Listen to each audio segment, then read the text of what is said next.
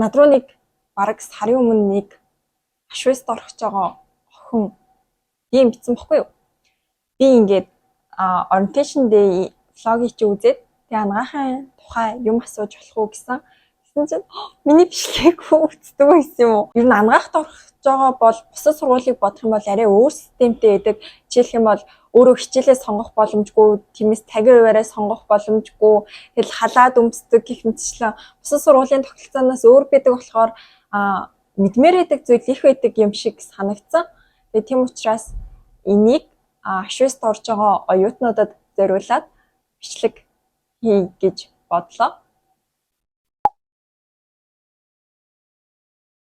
Би болохоор анагаахын шинжилгээ ухааны үндэсний сургуулийн эрүүл мэндийн хоол зүйчийн ангийн 3 дугаар курсын оюутан Батундрал. Өнөөдөр бичлэгээр 3 бүлэгт хуваагаад та нарт тайлбарлаж өгье. Хичээлийн тухай ярив. Ерөнхийдөө ямар хичээл ордог вэ гэх юм бол хим, биологи, гистологи, харилцааны ур чадвар, биеийн тамир, Монголын түүх, сонгон хичээл, англи хэл гэх зэргийн 1-р курсд ордог. Мэдээж мэргэжлээсээ шалтгаалаад өөр хичээлүүд ордог. Саний дурдгдсан хичээл байгаа штэ. Тэгээд эдгээр хичээлүүд бол төв хашвест дээр бол ордог. Сургууль дээрээс ордог байх. Тэгээд хичээлийн хөтөлбөр нь өөр ах. Том болохоор амар алдартай штэ. Ингээ ариас цээжлээл. Аргиасаа л цээжилж яхад дүнгууц ч юм бол сайн гарчин. Угааж явахдаа хоол идж явахдаа, алхаж явахдаа, автобусанд явж явахдаа гээд ерөөдөө сул цагаараа аргиасуудаа цээжлээд хахад боломжтой утасны аргиасны аппликейшн байдаг, энэ жижигхан гарын авлага байдаг. Тэгээд өөрийнхөө номыг атлас буюу одоо аргиаснуудын чинь зураг болсон тийм ном байхгүй, тэрнтэйгээ тулгаж ингэж харьцуулаад уншаад байх юм бол цээжлээд авах юм бол илүү сайн үдлэгдэнэ. Гистологи болохоор манад ороогүй, манай мэрэгжилд бол ордоггүй. Тэгээ гистологийг харангуут хүүхдүүд нөгөө нэг эко амир бэлдээд ах шиг байдаг. Тэгээ гистолог хамгийн хэцүү юм шиг байлээ. Юмртайч номоо аваарэ. Хичээл ордог. Тэгээ 10 жилийн химийг бодох юм бол таны жоохон ахиулсан. Гэтэ анханаас нь эхлээд одоо ионы холбоо гэж юу юм, ковалентийн холбоо гэж юу юм ингээд анханаас нь эхлээд заадаг ч гэсэн айгүй нэг тийм шахаад заадаг болохоор 10 жил одоо хэдэн жил чинь бэ хим үзсэн байгаа шүү дээ. Тэр чинь ингээд нэг хэдэн сарын дотор 2 сарын дотор шахаад ингээд лекцээр орчдөг болохоор химдээ нэг сайн биш бол тэр үед бол ойлгоно гэдэг бол жоохон хэцүү л дээ. Эхний семестрт ерөнхий хим ороод 2 дугаар семестрт органик хим ордог.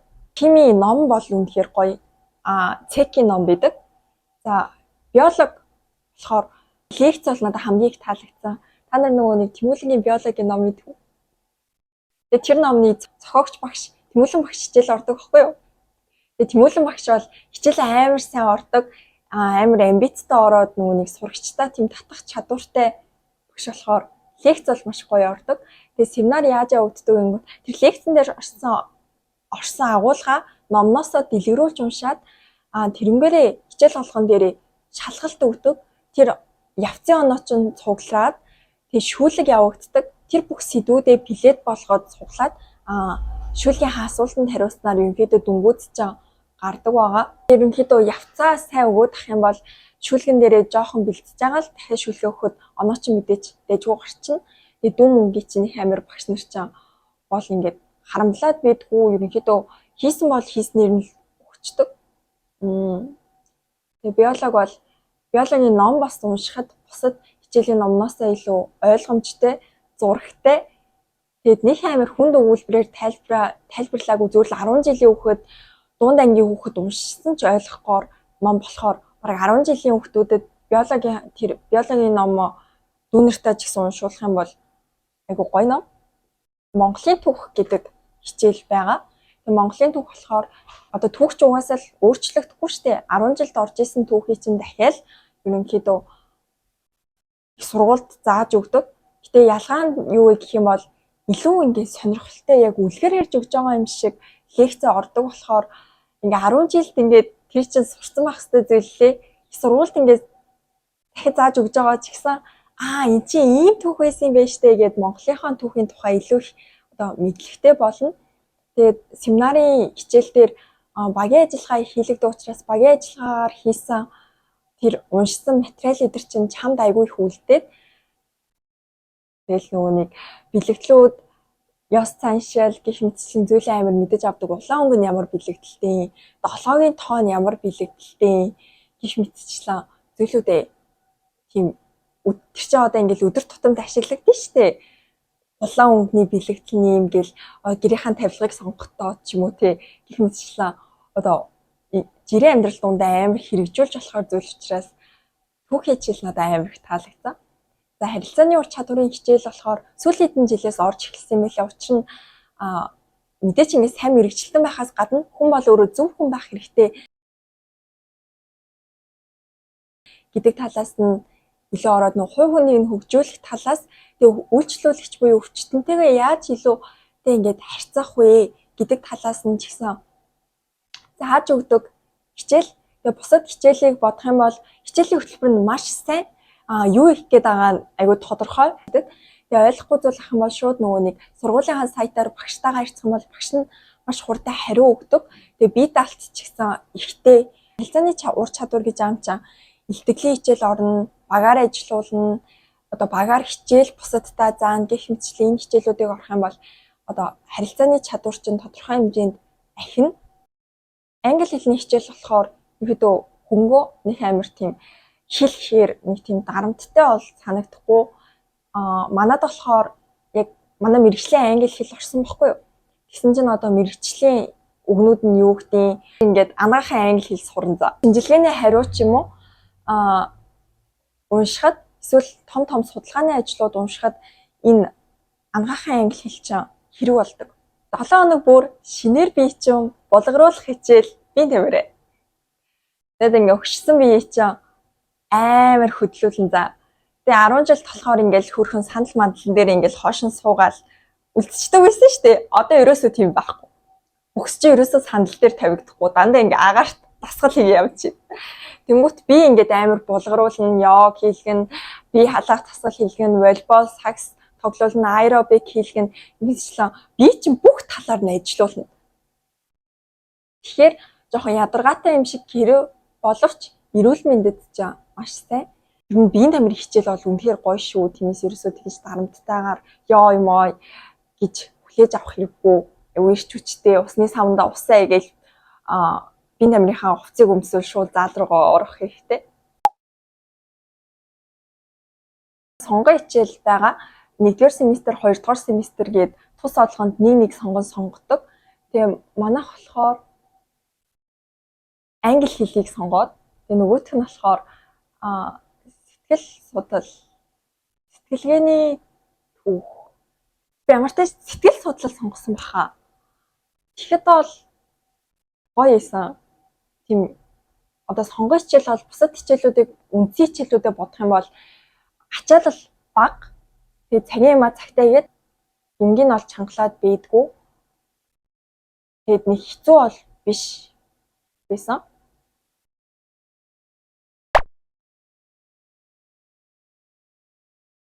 Тэгээд та нарт хэлэх зүйл нь болохоор хичээлүүдээ ерөөсөө тасалж болохгүй.